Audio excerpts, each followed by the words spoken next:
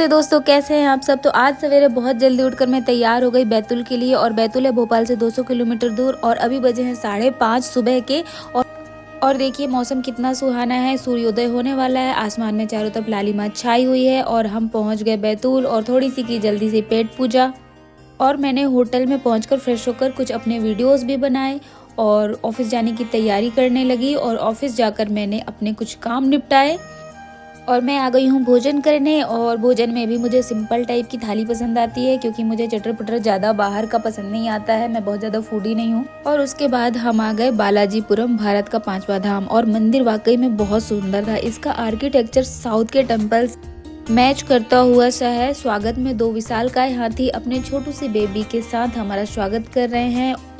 और मंदिर के अंदर आते ही हमें होते हैं भोलेनाथ के दर्शन। ये मंदिर भगवान विष्णु को समर्पित है। इसका निर्माण 21वीं शताब्दी में हुआ था और यादव वंश के शासनकाल में ये बनवाया हुआ है। लेकिन देखने में ये मंदिर आधुनिक लगता है। यहाँ की स्पेशलिटी है भगवान विष्णु की प्राचीन मूर्ति, मंदिर की सुंदर वास्तुकला, शांत और पवित्र वातावरण, गरुड़ प्राणलिंगा मूर्ति और शिवलिंग। मंदिर के अंदर बहुत सारे शिलालेख और अन्य कई मूर्तियां भी रखी गई हैं। क्योंकि मंदिर के गर्भगृह में कैमरा अलाउ नहीं है तो मैं आपको अंदर नहीं ले जा सकती। और हम लोग इसीलिए थोड़ा सा बाहर का व्यू देख लेते हैं और बाहर के नज़ारे देखते हुए हम लोग लुत्फ उठाते हैं। और अभी यहाँ पर सबसे खास है यहाँ का चित्रकूट धाम, जिसके अंदर भारत का सबसे बड़ा वाटर एक्वेरियम है। तो चलिए चलते हैं सबसे पहले चित्रकूट धाम। और चित्रकूट धाम में सबसे पहले चलते हैं छिपकली गुफा। और यहाँ की एक कहानी बड़ी प्रचलित है। मतलब मैंने जब फर्स्ट टाइम सुना तो मुझे यकीन नहीं हो रहा था। छिपकली पूजन मैंने फर्स्ट टाइम ही सुना। तो कहानी ये है कि एक बार ऋषि दुर्वासा अपने शिष्यों से जल मंगवाते हैं, क्योंकि ऋषि दुर्वासा के शिष्य कमंडल में जल लेकर आते हैं। उन्हें पता नहीं था और कमंडल में छिपकली निकलती है, क्योंकि स्वभाव से ऋषि दुर्वासा बहुत ज्यादा क्रोधी स्वभाव के थे और उन्होंने क्रोध में आकर उनको छिपकली बन जाने का श्राप दिया। प्रायश्चितवश वो दोनों शिष्य इसी गुफा के अंदर छिपकली रूप में ही तपस्या करते हैं। बाद में ऋषि दुर्वासा को उन पर दया आ गई और उन्होंने उन दोनों शिष्यों को श्राप मुक्त किया। तभी से इस मंदिर को छिपकली गुफा के नाम से जाना जाता है और यहाँ आज भी छिपकली की पूजा की जाती है। गुफा से निकलते ही ठीक बाहर यहाँ पर विशालकाय शिवलिंग महाराज नंदी के साथ बैठे दिखाई देंगे। तो चलिए हम भगवान महादेव के दर्शन करते हैं नंदी बाबा के साथ। यहाँ पर और भी बहुत सारी गुफाएं हैं, जैसे शेषनाग गुफा, वैष्णो देवी माता की मंदिर वाली गुफा और संतोषी माता का मंदिर। और भी बहुत सारी देखने लायक यहाँ पे चीजें हैं जो हम आगे देखेंगे।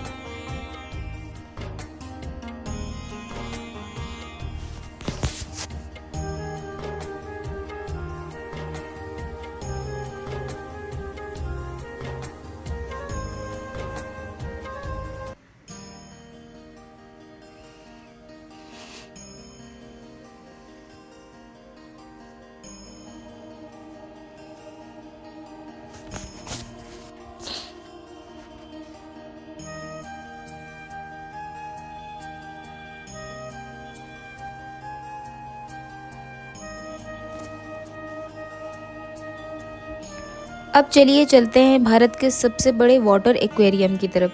ये जो दृश्य आप देख रहे हैं ये क्षीर सागर से प्रेरित होकर बनाया गया है। 1.2 मिलियन पानी लीटर की क्षमता वाला टैंक है। 12,000 वर्ग फुट क्षेत्रफल में फैला हुआ है। 70 से अधिक जलीय प्रजातियां, शार्क रे, स्टिंगरे जैसे बड़े जलीय जीव एक्वेरियम में देखने लायक हैं।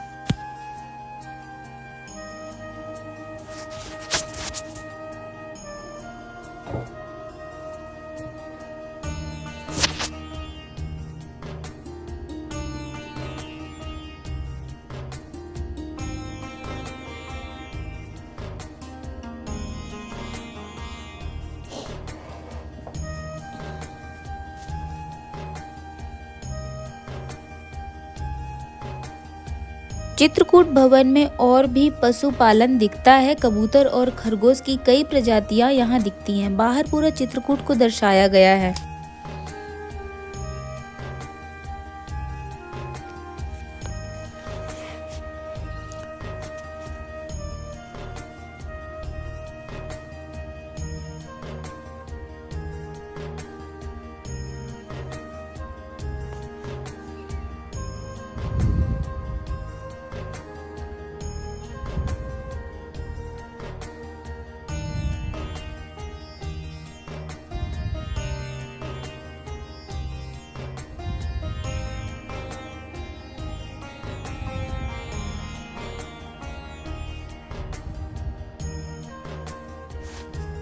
थोड़ा आगे बढ़ने पर जगह जगह वनवासी श्री राम के दर्शन के लिए खड़े दिखते हैं। रास्ते में माता शारदा का मंदिर भी दिखाई देता है,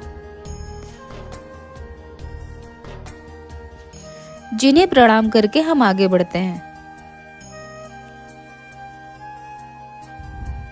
और थोड़ी आगे बढ़ने पर भगवान श्री राम का वनगमन का दृश्य दिखाया जा रहा है, जो कि बड़ा मार्मिक लग रहा है।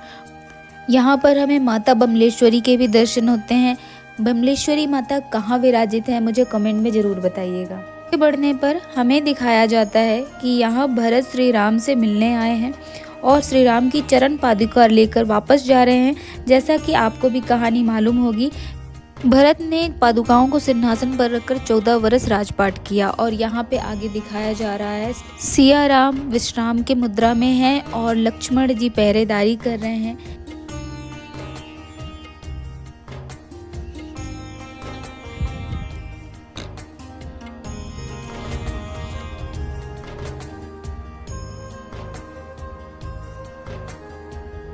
और वो देखिए, वो चोटी पर हमारे महादेव बैठे हैं। ठीक पीछे संतोषी माता का मंदिर है और ठीक पास में ही माता वैष्णो का मंदिर है, जो कि कटरा मंदिर से प्रेरित होकर बनाया गया है। और यहाँ प्रांगण के अंदर खाने पीने और रहने की भी उत्तम व्यवस्था है। तो इसी के साथ हमारा बालाजीपुरम यात्रा समाप्त होती है और हम साथ में चलेंगे किसी और यात्रा में। तब तक के लिए अपना ध्यान रखिए और लाइक करिए, सब्सक्राइब करिए और बेल आइकन को दबाना ना भूलिएगा। तब तक के लिए नमस्कार और ओम नमः शिवाय।